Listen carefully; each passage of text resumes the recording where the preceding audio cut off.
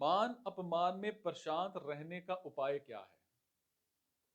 साधक कोई मान आदर करे तो साधक ये माने कि ये मेरे कर्मों का, मेरे गुणों का, मेरी अच्छाई का फल है।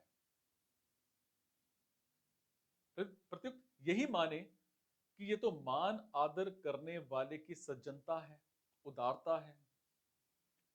उसकी सज्जनता को अपना गुण मानना ईमानदारी नहीं है। अगर कोई अपमान कर दे तो ऐसा माने कि ये मेरे कर्मों का ही फल है। इसमें अपमान करने वाले का कोई दोष नहीं है।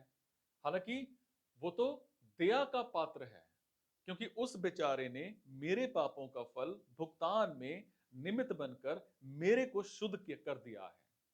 और इस तरह से मानने से साधक मान अपमान में प्रशांत निर्विकार हो जाएगा।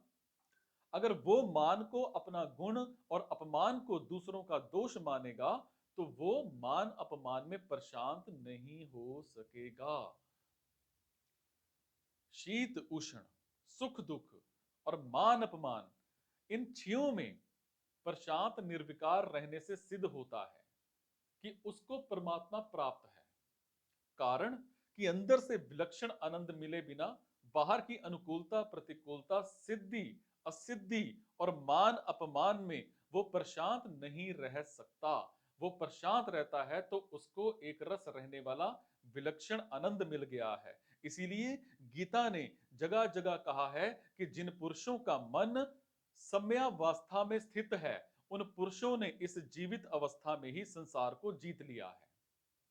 जिस लाभ की प्राप्ति होने पर उससे ज्यादा लाभ का होना मान ही नहीं सकता, और जिसमें स्थित होने पर बड़े भारी दुख से भी बड़े भारी दुख से भी विचलित नहीं हो सकता,